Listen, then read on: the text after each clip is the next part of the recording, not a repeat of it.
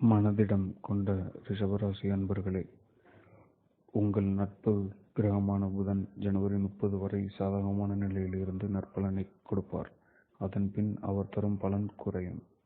சுக்கிரன் ஜனவரி 27 சாதகமான இடத்துக்கு வந்து நற்பலன் தருவார். செவ்வாய் ஜனவரி 16 இருந்து நன்மை தருவார்.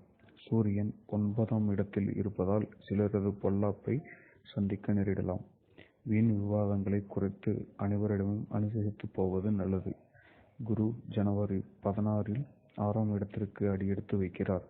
இது சாதகமான நிலை என்று சொல்ல முடியாது. உடல் நலம் பாதிக்கலாம், மனதில் தளர்ச்சி வரலாம். இருப்பினும் பொதுவான கிரக நிலை அடிப்படையில் குடும்பத்தில் மகிழ்ச்சி அதிகரிக்கும். பெண்களால் பலன் கிடைக்கும். பொருளாதார வளம் கூடும். முயற்சிகளில் வெற்றி கிடைக்கும். புத்தாடை நகை வாங்கலாம்.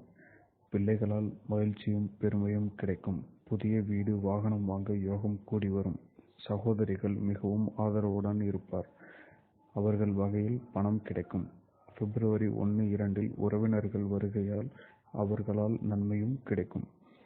ஆனால் ஜனவரி 15, 16, பிப்ரவரி 11, 12 அவர்கள் வகையில் மனக்கசப்பு வரலாம். சற்று ஒதுங்கி இருக்கவும். தொழிலதிபர்கள் வியாபாரிகளுக்கு லாபம் அதிகரிக்கும். விரிவாக்க பணிகளை விரைந்து செய்வீர்கள். போட்டியாளர் வகையில் தொல்லை இருக்காது. ஜனவரி 27க்கு பிறகு வீண் செலவு ஏற்பட வாய்ப்பு உண்டு. சற்று கவனம் தேவை. சிலர் தீயோர் சேர்க்கைக்கு ஆளாகலாம். எனவே யாரிடமும் எச்சரிக்கையுடன் பழகவும். பிப்ரவரி 3, 4, 7, 8 முயற்சிகளில் தடைகள் வரலாம். பண விரயம் ஆகலாம். இந்நாட்களில் கல்லாப்பட்டியில் நீங்களே கவனிக்கவும். பணியாளர்களுக்கு முன்னேற்றம் உண்டு. அதிகாரிகளின் ஆதரவு, சக ஊழியர்களின் ஒத்துழைப்பும் கிடைக்கும். ஜனவரி 30க்கு பிறகு வேலைப்பளு அதிகரிக்கும். சிலருக்கு இடமாற்றம் வரலாம். சக பணியாளர்கள் விஷயத்தில் பொறுமையுடன் விட்டு கொடுத்து போகவும். வேலையில் கவனமாக இருக்கவும். ஜனவரி 16க்கு பிறகு பாதுகாப்பு தொடர்பான வேலையில் இருப்பவர்கள் சிறப்பான முன்னேற்றம் காணலாம். கோரிக்கை நிறைவேறும். புதிய பதவி தேடி வரும். ஜனவரி 30, 31 கூடுதல் பலன்களை காணலாம். எதிலும் வெற்றி காணலாம். உங்கள் அதிகாரம் கொடிகட்டி பறக்கும். கலைஞர்களுக்கு மாத துவக்கத்தில் எதிரிகள் தொல்லை, போட்டி அதிகரிக்கும். அவப்பெயர் வரலாம். ஜனவரி 27க்கு பிறகு நிலைமை சீராகி புகழ் பாராட்டு கிடைக்கும். புதிய ஒப்பந்தங்களும் வந்து சேரும். அரசியல்வாதிகள் ஜனவரி 16க்கு பிறகு முன்னேற்றம் காண்பர். எதிர்பார்த்த உதவி கிடைக்கும்.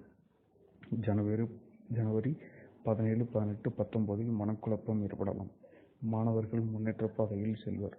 ஆசிரியர்களிடம் நற்பெயர் கிடைக்கும். ஜனவரி 30க்கு பிறகு புதன் சாதகமற்ற நிலையில் இருப்பதால் சிரத்தை எடுத்து படிக்க வேண்டியிருக்கும். சிலர் கெட்ட சகவாசத்திற்கு வழிவகுக்கலாம். கவனம் தேவை. விவசாயிகளுக்கு வளம் கொளிக்கும் மாதம். விளைச்சல் சிறப்பாக இருக்கும். வருமானம் அதிகரித்து புதிய சொத்துக்கள் வாங்கும் நிலை உருவாகலாம். தொய்வு நிலை மாறும். நல்ல மகசூல் கிடைக்கும். கால்நடை வகைகளிலும் எதிர்பார்த்த பலன் கிடைக்கும். வழக்கு விவகாரங்களில் சாதகமான தீர்ப்பு கிடைக்கும். பக்கத்து நிலக்காரர்கள் வகையில் இருந்து வந்த தொல்லை மறையும். பெண்கள் வளர்ச்சி அடைவர். பிள்ளைகளால் பெருமை கிடைக்கும். ஜனவரி 27க்கு பிறகு பணவரவு அதிகம் இருக்கும். சொந்த பந்தங்கள் வருகை உண்டு. ஜனவரி 22, 23, 24 மகிழ்ச்சியாக அமையும்.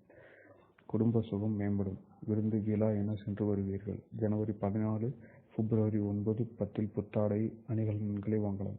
பெற்றோர் வீட்டிலிருந்து பொருட்கள் வரப்பெறலாம். பயணத்தின் போது கவனம் தேவை. சிலருக்கு உஷ்ணம், தோல் தொடர்பான நோய் இருந்தால் பூரண குணமடையும். இம்மாதத்தில் நல்ல நாள் ஜனவரி 14, 20, 21, 22, 23, 24, 30, 31.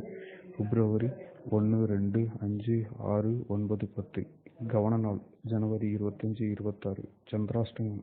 இந்த நாட்களில் முக்கிய முடிவுகள் தவிர்ப்பது நன்மை. அதிர்ஷ்ட எண் 3, 5. நிறம் வெள்ளை.